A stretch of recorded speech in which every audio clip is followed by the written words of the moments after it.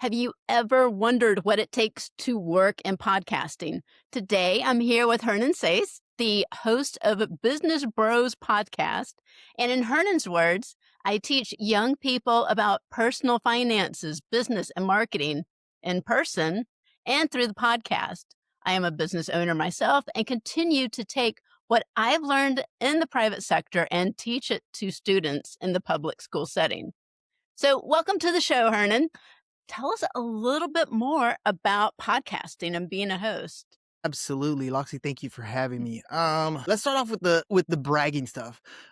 Tomorrow, actually, I think it's next week. I'm recording two episodes 1421 and 1422. I've been at this for quite some time.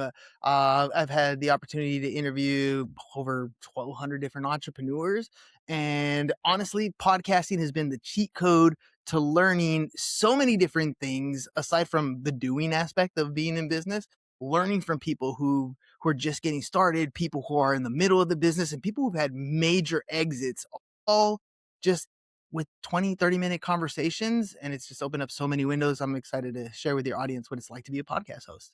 That's one of the things I am loving about this too. I did not realize how much fun it would be to have all of these different conversations because I'm talking to all these different experts about a variety of different careers. And for me, it's networking. It's getting to hear what they do, like listen to what they love, hear the passion behind it. And that is the most fun for me. So tell me, what is the coolest skill you learned that you never thought would matter, but it absolutely does? Yeah, I think that's going to be asking questions. Part of that is also public speaking, but mostly on the asking questions part. You'd be surprised how often you're in a situation where you need to converse with people and you have that awkward silence. Nobody knows what to do. Nobody knows what to say. It's a little weird. And then socially you get a little awkward and then it kind of disappears. You never build a relationship with those people, right? But being able to talk to different people in this entrepreneurial space, and also talking to people that are at the end of the entrepreneurial space, or even people that are in their elderly years. When you talk to most people who are successful, they really focus their attention on the relationships they built. That's really what they give credit to their success. And being able to establish those relationships, build those relationships by asking questions, by being interested in that person and learning more about that person. Because at the end of the day, like, people love to talk, they love to tell their story. And if you're there with the ability to dig deeper and ask questions, listen to their story, you get to connect with that person on a way that, and a level that other people never will. If you're listening to someone on a podcast, that's one thing.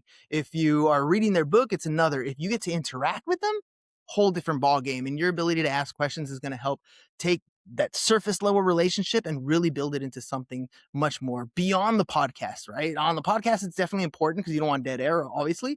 But in real life, take that same skill. All of a sudden, you're building relationships and really deep relationships with all kinds of different people. Some of them are definitely going to help you on the business side. Some are just going to make your life that much better because they're in your life. And that's one of the reasons why I asked you to be on my podcast because I've been on your podcast. It's been the reverse. And I loved being on your podcast. You are one of the most fun hosts because I've done a ton of radio and TV and pod.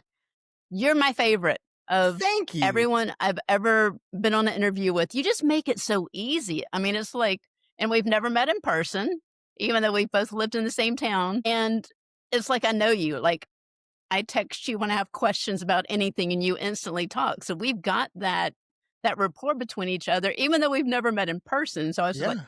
I started this. I'm like, I've got to have Hernan on. He can help just tell the story so easily It because you're makes you, just so easy to talk to. yeah, it makes the world so much smaller, right? Like, the world is a big place. And when I was growing up, if I wanted to meet with somebody, I mean, a phone call might work, but to see them in person, that's hop in the car, hop in a plane, hop in a train, go somewhere, spend that time, stay in a hotel. Who knows if those relationships even pan out because of the extent of what you have to do just to meet. Today, we get that face to face interaction. When I started the podcast, it was pre-COVID, so it was about 2018, and everything was in person. So they would come over, they would sit down, we'd shake hands, we'd have that conversation, and that was really cool. That was different. That got me out of my shell a little bit. But in today's world, I get to meet people from all over everywhere, Australia, different time zones, places I've never even visited, businesses I've never even thought of. And how? Because we have the ability to just be online on the camera. It makes a huge difference. There's so many cool people out there, and this gives us an easy way to talk to them. Imagine you're at a networking event in person and you're handing out business cards and getting business cards, and this one person looks at you and says, "Tell me 3 things about yourself so that when I pick up this business card, that's gonna be what I remember about you." So, what 3 words would you use to describe yourself? Number one is going to be consistency. That's the biggest word for me. When we started the podcast, my thought was all I got to do is get to 1,000 episodes and I'll be as famous as Joe Rogan. Like that was the thought, right? So the consistency was a huge factor because we did a show 5 days a week for 3 years and made sure that we did it every single day. So consistency is the first one.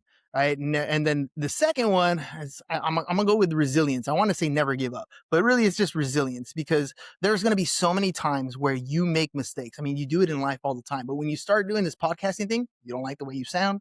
You don't like the way you look. You forgot to push the audio button on. There's so many different things that happen that you could easily quit at any given time, but don't.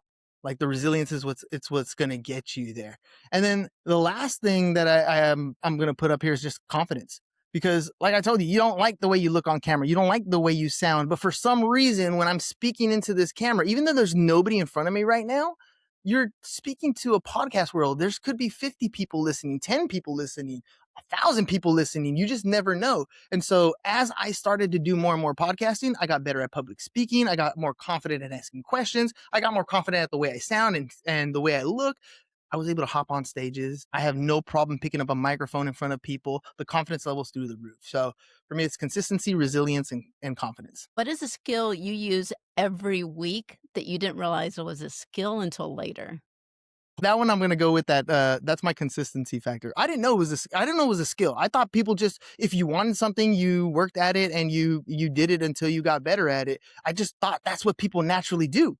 It's not until I started, that's the pod phase, right? So pod fade is usually people start a podcast, they go maybe 7 to 14 episodes and then it disappears. That's the majority of most podcasts. Once I started getting past that consistency factor, people started to notice. And I don't think my show was like all that great, especially early on when you don't really know what you're doing. But people began to notice simply because you're constantly showing up. And that to me started to build the image. When you're in kindergarten and your teacher tells you you can be anything you want to be, anything you put your mind to, you can become.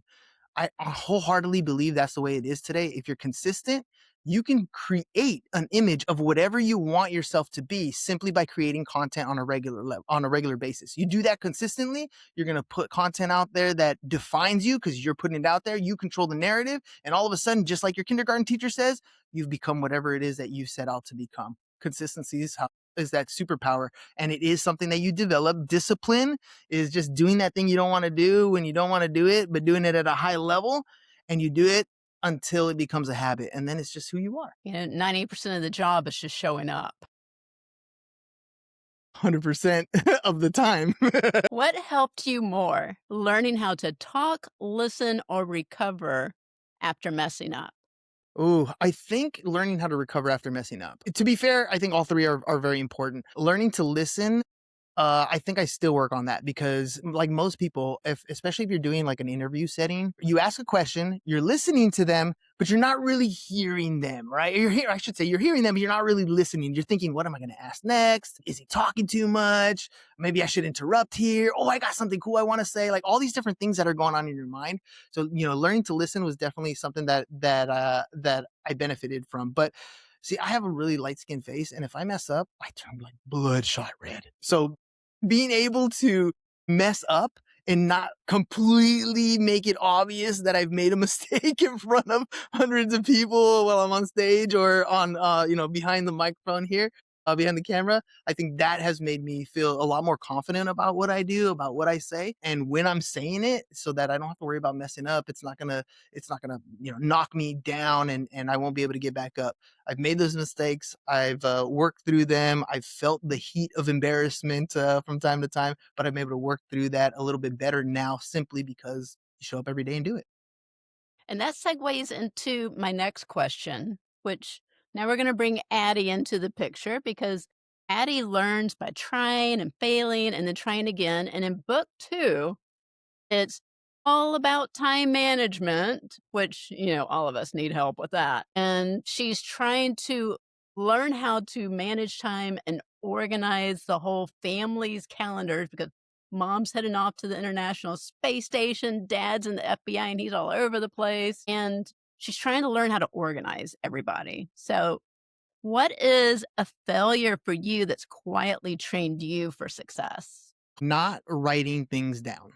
I think that has been one of the biggest things where, you think you'll remember. I mean, something as simple as like a grocery list, right? You're going through the house, you're doing something, you're like, oh, I need to put that on the list, but you don't do it right then and there. Then you go shopping and you obviously you're going to forget it because you didn't put it on the list, right? The same thing happens with almost every activity that you do every single day.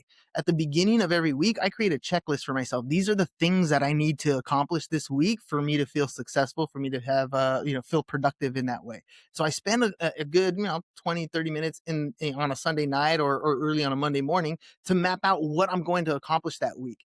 And there's times where maybe I add to that list and other times where maybe I cross off something on the list and like, oh, I don't need to do that anymore. But for the most part, it keeps me on track because anytime you have an open gap in your calendar, that time's going to get filled with something. So if you're not intentional in what you're putting into your calendar, into your time, then those things are not going to get done. Prioritize what you want to do first and then do everything else that you love to do.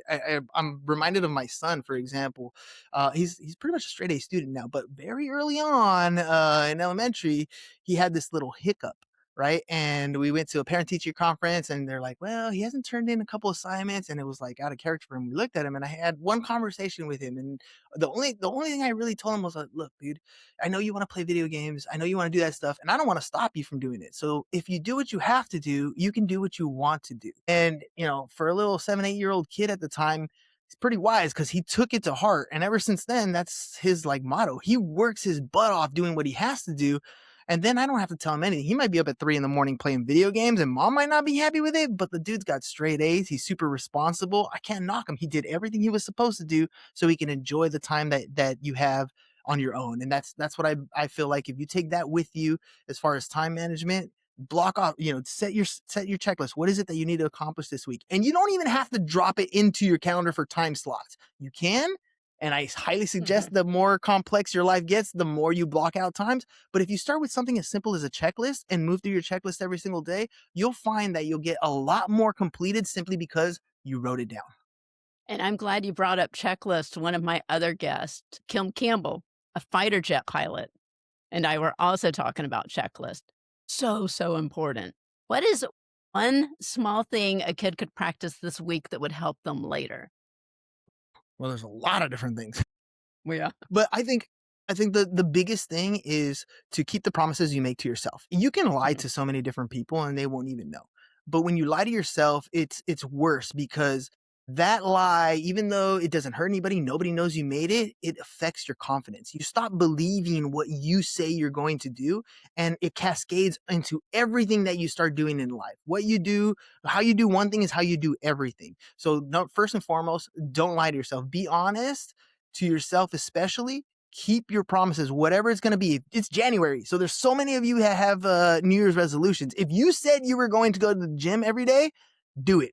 Even if you show up for 3 minutes, do one exercise and walk out the door, you do it every single day. You hold your promises to yourselves. And I can promise you that your confidence level will skyrocket and you'll see it cascade all the different things you do in your life. Because when you say you're going to do something, you actually do it. Thank you for being on the show with us, Hernan. Everyone, go check out his show on YouTube, Spotify, Instagram, Facebook. It's at Business Bros, BROS Pod. That's You'll right. see the links below, so you'll be able to click through there. And thanks for watching Books That Build Skills. If today's story sparked an idea, gave you courage, or helped you see what's possible, then it did its job. And remember, skills are not born, they're built. One choice, one challenge, one brave step at a time. So hit subscribe, share this with someone who needs it, and keep exploring and building and reading and dreaming big. I'm Loxley Brown. This is Books That Build Skills, and you're just getting started.